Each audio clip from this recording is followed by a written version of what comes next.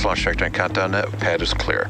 10, 9, 8. Launch auto sequence has 7, started. 6, 5, 4, 3, 2, 1. Go for launch.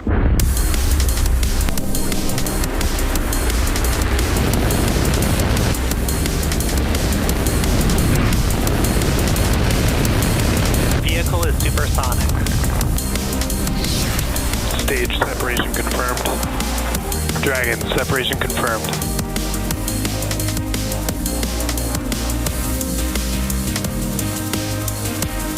Stage 1 is transonic. Landing legs have deployed. And Falcon 9 has landed. Good morning and welcome to the SXM-9 mission for our customer SiriusXM. You're looking at a live view of Falcon 9 awaiting liftoff at 11:10 a.m. Eastern Time from Launch Complex 39A at Kennedy Space Center in Florida.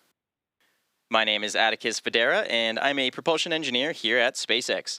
Today we will be delivering the SXM geostationary communication satellite to a geosynchronous transfer orbit. This will be SpaceX's third launch so far for SiriusXM, and SXM-9 is the latest high-power satellite to join SiriusXM's fleet. Today's satellite will help provide continuous and reliable delivery of SiriusXM's audio entertainment and information services to consumers in the United States, Canada, and the Caribbean. Today's launch will be the 19th flight for the Falcon 9 first stage booster. Supporting this mission, and this booster previously launched NASA's CRS-26 cargo resupply mission, OneWeb Launch 16, Intelsat IS-40E, O3b mPOWER, Ovzon 3, Eutelsat 36D, Turksat 6A, Maxar 2, as well as 10 Starlink missions. After stage separation, this first stage will return to Just Read the Instructions drone ship, currently stationed in the Atlantic Ocean. Now we're at just about T-minus 9 minutes here, and we are looking good for an on-time liftoff. The vehicle is healthy, the range is ready to support, and weather is looking great. We are reporting a minimal possibility of weather-related launch constraints. So for now, while we wait for liftoff, let's take a moment to meet the vehicle that will be taking SXM-9 to orbit today. The two-stage Falcon 9 vehicle on your screen stands just about 229 feet tall. When it's fully fueled, it'll hold just over 1 million pounds of propellant, and we began loading those propellants on both stages of the vehicle at just about T-minus 35 minutes. SXM-9 is safely enclosed inside of that 17-foot diameter payload fairing, and that's the top portion or the nose of the rocket. You can see there on your screen. This fairing is made of a carbon composite material, and the fairing protects the satellite on its way to orbit. The fairing is made up of two halves, and they are jettisoned approximately 3 minutes into flight. For today's mission, one of the fairing halves is flight-proven, flying for its 5th time, and the other half is also actually flight-proven, flying for its 3rd time today. Both sides of this fairing will be recovered after today's flight by our fairing recovery ship, Bob. Below that payload fairing, we do have the second stage, and this is the part of the rocket that will take our payload to its destination orbit.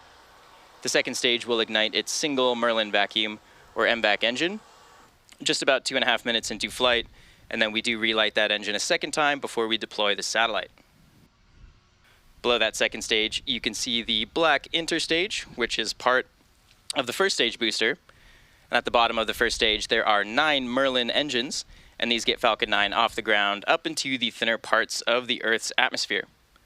Shortly after liftoff, the first and second stages will separate from one another, and then the second stage will continue up to orbit, and while the first stage will make its way back down to Earth. The first stage, of course, is designed to be reflown with minimal refurbishments between flights. And as mentioned at the top of the show, today's booster is flying for the 19th time, and we will be attempting to land this booster on our drone ship, Just Read the Instructions. And that drone ship is currently stationed in the Atlantic Ocean. As you can see there on your screen, a nice view of that drone ship. And if we are successful in recovering the booster today, it will be the 121st successful recovery of an orbital class rocket in just this year alone. Now, lastly, that large truss structure you see next to the rocket is the transporter erector, or TE. We use it both to roll the rocket out to the pad, as well as raise it to its vertical launch position. You might hear in callouts over the nets the TE referred to as the strongback from the launch team. Stage 1 RP1 load is complete. And there we go. We just heard that stage 1 RP1 loading has been wrapped up. That TE I was mentioning also routes the vehicle's fluids, power, and telemetry umbilicals from the ground systems up to the rocket and the satellite, all the way until the moment that Falcon 9 transitions to internal power. So now that you're a little more familiar with the vehicle, let's learn more about today's payload, SXM-9.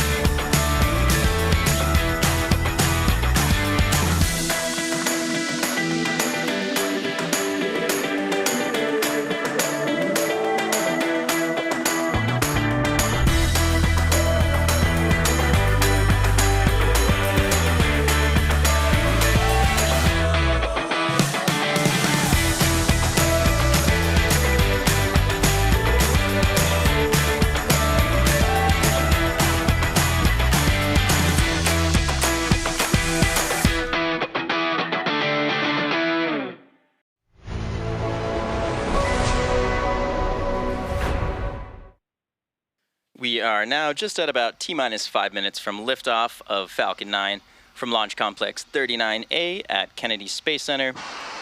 At the point of liftoff, the transporter erector, or TE, will have retracted away to clear the path for Falcon 9's ascent. And in order Back lower has started. In order to prepare for that retraction, we will see those clamp arms open around the base of the second stage, and the TE will pull away from the rocket. So we just heard a call out for that over the nets, and you should see those clamp arms just below the fairing start to open up any second now. And there you go. As you can see, those arms are now opening up in preparation for TE retraction.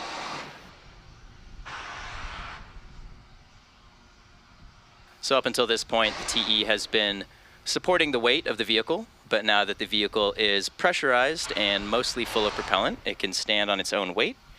So we will now begin to retract that strongback away from the vehicle just slightly.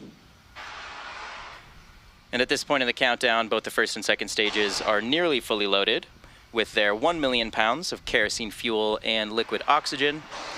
And as you can see there on your screen, that strongback is now starting to lean away from the vehicle. These first and second stages began their propellant loading just at about T-minus 35 minutes, and they will wrap up about a minute apart from each other, with the first stage finishing just around T-minus 3 minutes, and the second stage wrapping up at around T-minus 2 minutes. You might notice a few of those white clouds around the vehicle. These are formed as the chilled gas above the LOX tank liquid surface vents overboard to maintain pressure inside of the tank. And when that cold gas contacts the warmer Florida air, it does condense the water in the air, and it forms those clouds that you see on your screen. And this is a totally normal part of Stage 1 LOX load is complete. There we go. We just heard stage 1 LOX loading has finished. Should be wrapping up stage 2 in around 40 seconds or so. Weather looking really nice here in Florida, mostly clear skies. Teams not reporting any blockers to launch at this point.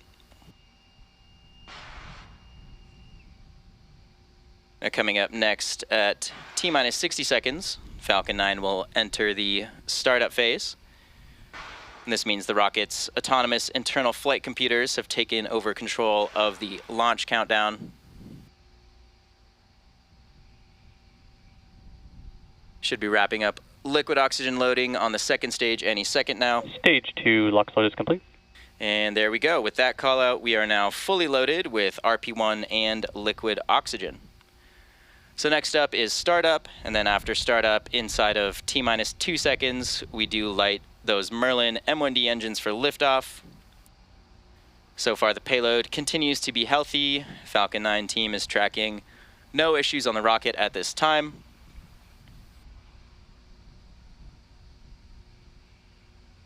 Should be Gas launch closeout.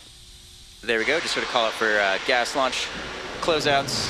We are now venting just the residual propellant in those TE lines. You can see some larger white clouds forming there off the side of the TE as we vent some of that propellant. Again, coming up at T-minus 60 seconds, we will enter the startup phase.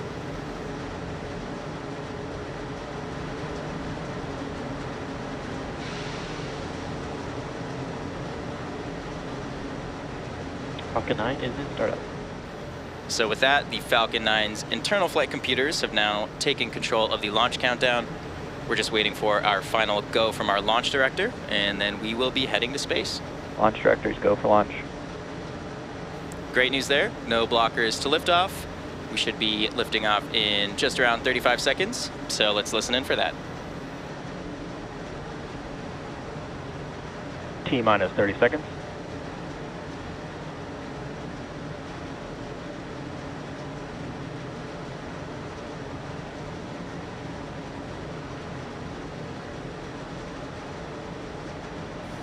Fifteen seconds. T-minus 10, 9, 8, 7, 6, 5, 4, 3, 2, 1. Ignition. And liftoff. Go SpaceX, go SiriusXM. Vehicle switching that range.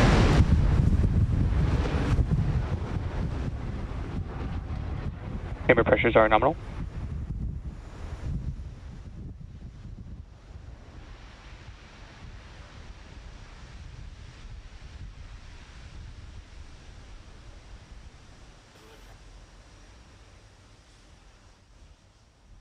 T plus 30 seconds into flight. We're getting some beautiful views from the vehicle here. Falcon 9 has successfully lifted off from Launch Complex 39A. You can see Power and telemetry are nominal. Kennedy Space Center below the vehicle. And again, we are carrying SXM-9 to orbit today. As you might notice, the vehicle is tilting over horizontally, and this is Falcon 9 is supersonic. This is a maneuver known as a gravity turn. Coming up on max Q here in just a couple seconds. Max Q. There we go, we just passed through that moment of max Q. As I mentioned earlier, we are starting to head horizontally away from the launch pad. We're still going up, but we're also going sideways essentially. And as you heard previously, we did just pass through max Q, which is a critical moment in flight because the combined stresses caused by Falcon 9 accelerating through the atmosphere, as well as the ambient static pressure, are at their greatest. And we did just hear that MVAC chill for ascent has begun, just cooling down some of those engine components further in preparation for full flow of liquid oxygen.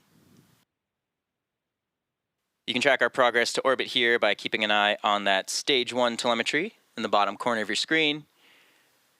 Getting a great tracking shot from the ground here. You can see we're going over 5,000 kilometers per hour. Getting a nice view of the rocket's plume as we head up to the thinner parts of the Earth's atmosphere. Coming up next, we have a series of events. Those are main engine cutoff, followed by stage separation, second engine start 1, and then following that is fairing separation.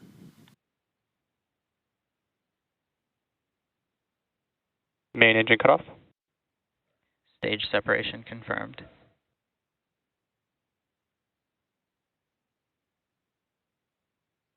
MVAC ignition. And there we go. So what you just saw was the shutdown of the 9 M1D engines, known as MECO. Following that, we separate the 2 stages, and then we do light the MVAC engine, which you're looking at now on your screen. Meanwhile, the first stage, you can now see on the left side of your screen, is going to flip its orientation in preparation to re-enter the Earth's atmosphere in an attempted landing on our drone ship out in the Atlantic Ocean.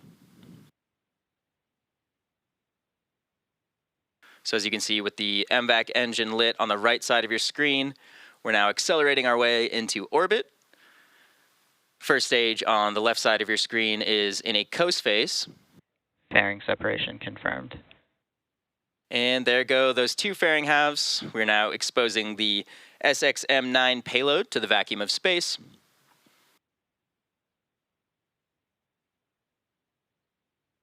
Stages are following nominal trajectories. Great news there. Both stages are on their planned trajectory. You can see now in the telemetry for the first stage, we're starting to slow down as we reach the peak of the first stage's trajectory. You should start to see the altitude start to decrease as the vehicle heads back down towards Earth.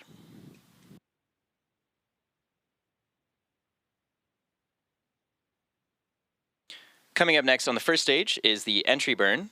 And for this burn, we do relight 3 of the M1D engines, starting with the center E9, followed shortly after that by the E1 and E5 engines. And this just slows the vehicle down as it passes back into the Earth's atmosphere, reducing stress and improving our reusability on the vehicle. During this entry burn, Falcon 9 is decelerating by firing its Merlin engines, but we're still moving really fast towards the Earth. And this causes the vehicle to fly through Merlin's exhaust gases, also sometimes called the plume. And this deposits a layer of soot on the vehicle's surface. So that's why you can see some of our flight-proven vehicles look a little extra toasty. And that soot comes from the carbon-based fuel that Falcon 9 uses. So that entry burn should start in just around a minute from now and typically lasts around 20 seconds. And again, the second stage on the right side of your screen, continuing to head to orbit, now almost 13,000 kilometers per hour at an altitude of about 160 kilometers above the surface of the Earth. We can see the first stage is now accelerating towards the Earth. Its altitude is decreasing. You can see those grid fins on the left side of your screen. These help aerodynamically control the vehicle as it re-enters the atmosphere. So pay attention to those. You can see them sort of tilting and guiding the vehicle as we head towards the drone ship. Both stages continue to follow nominal trajectories. Great news there. Everything still looking good for both stages.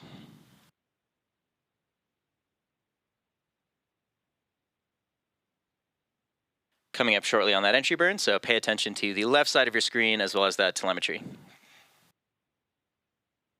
Stage 1 entry burn startup. Stage 1 FTS is saved.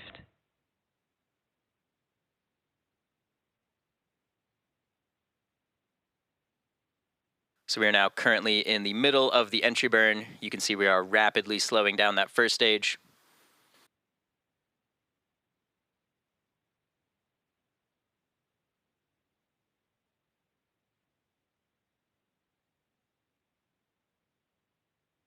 Entry burn shut down. And there's the conclusion of that entry burn. And now, as I mentioned earlier, we perform this entry burn to slow the vehicle down and reduce the re-entry stresses. And this in turn increases our reusability of the vehicle. And of course, reusability is the key to lowering the cost of spaceflight. And that enables more investment into critical scientific research. The Falcon 9 first stage supporting today's mission has just performed that entry burn for the 19th time. The Merlins on this first stage are optimized for sea level, and they achieve about 190,000 pounds of thrust during ascent and descent.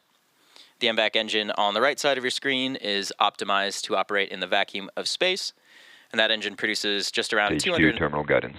220,000 pounds of thrust in the vacuum. So we just heard stage 2 has entered terminal guidance, which means we are approaching the end of our burn. Stage 1 transonic. Meanwhile, stage 1 has just gone below the speed of sound. We are now approaching the thicker parts of the Earth's atmosphere, getting ready for a landing on our drone ship. Second stage approaching its parking orbit. You can see those grid fins on the left now starting to help position the vehicle and guide it towards the ship. And Stage 1 landing burn. Stage 2 FTS is saved. There we go. We just heard the landing burn has started on the first stage. And as you can see, we're just passing through the clouds now, and there's the drone ship waiting in the ocean below.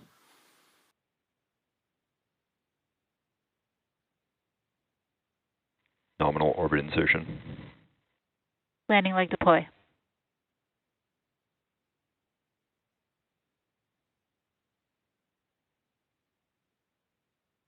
Stage 1 landing confirmed. And there you have it. That landing marks SpaceX's 380th successful recovery of an orbital class rocket, including the first stage landings for both Falcon 9 and Falcon Heavy. Now, this is a major milestone as well for Just Read the Instructions, which just fielded its 100th landing. And in the middle of that landing burn, we did hear that the MVAC engine successfully shut down and we had a nominal orbital insertion. So with that confirmation, the second stage is now embarking on its coast phase. After this coast phase, we do relight that MVAC engine for a second time. That should happen around the T+26 minute mark. And following that will be payload deploy around the T+34 minute mark. So we're going to head into a quick break, but we'll see you back here in just around 15 minutes.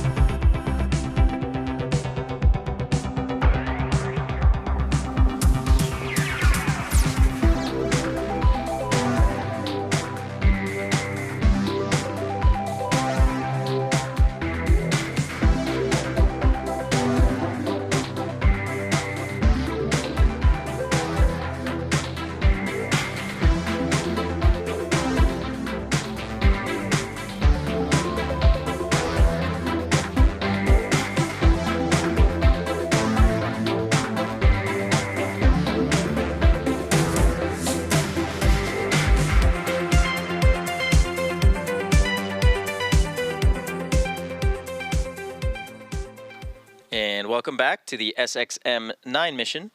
So far, it's been a great mission. Falcon 9 lifted off at 11:10 a.m. Eastern Time from Launch Complex 39A at Kennedy Space Center in Florida. We did have a successful ascent, fairing separation, and second stage orbital insertion. Those fairing halves are being recovered by our recovery ship Bob. And again, one half of the fairing flew for the 5th time today. The other half flew for the 3rd time. And we did also recover the first stage on our drone ship, and this marks its 19th landing overall. As you can see on your screen, we are just moments away from the second ignition of the MVAC engine on the second stage, and this will carry the SXM-9 payload into the orbit needed to deploy the satellite. The burn will be followed by shutdown of the MVAC, also known as Second Engine Cutoff 2, or SECO 2. As you can see on your screen, we are now chilling the engine in preparation for that burn. The burn should happen in just around 30 seconds and should be about a minute-long burn. Now again, we're currently in what's known as a parking orbit, which is a circular orbit. And today's mission is known as a geosynchronous transfer orbit mission. So that is what we are going to achieve after this burn here, coming up in a few seconds. MVAC ignition. There you go. As you can see, we did just light that MVAC engine. You can see in the telemetry, we are now rapidly increasing our speed. This burn should last just around a minute or so.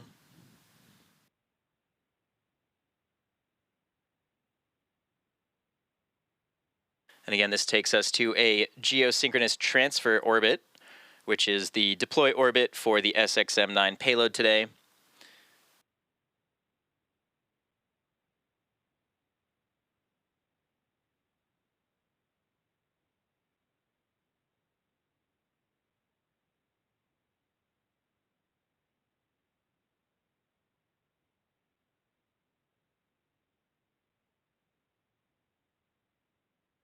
MVAC shutdown.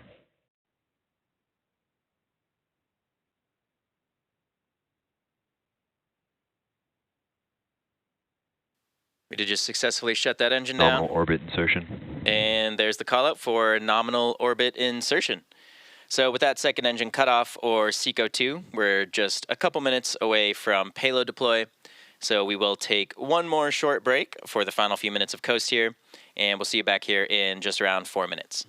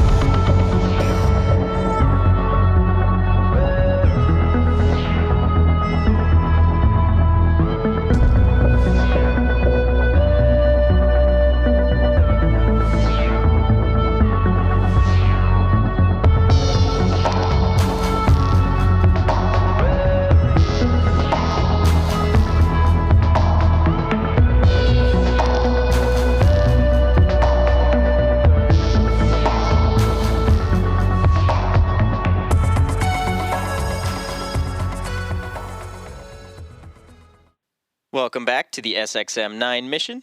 We've had a great mission so far, and we're now just a couple minutes away from our expected payload deploy. As we mentioned earlier, our customer for today's mission is SiriusXM, and this is the third SiriusXM launch for SpaceX so far. SiriusXM's platforms collectively reach about 150 million listeners. The SXM-9 satellite is based on Maxar's proven 1300 class platform, and the satellite was built at Maxar's facility in Palo Alto, California. The satellite will provide more capability to the SiriusXM fleet, including an expanded service area and higher service quality.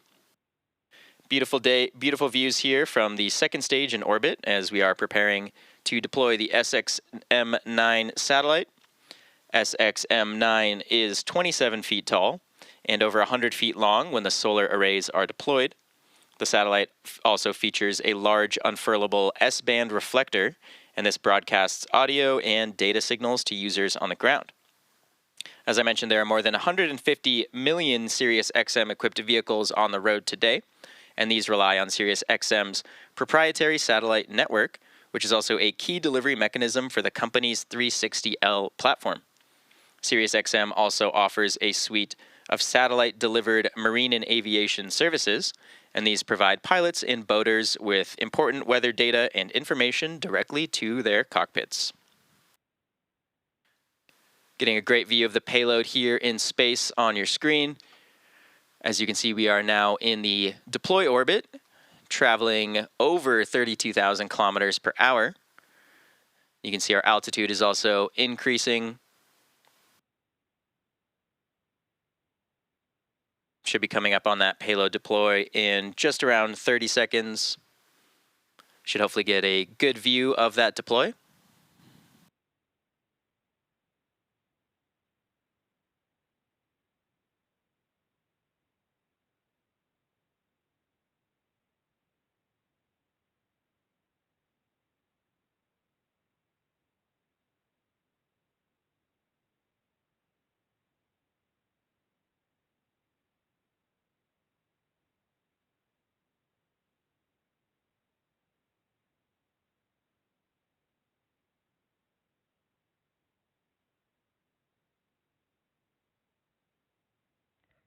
SiriusXM-9 payload deploy confirmed.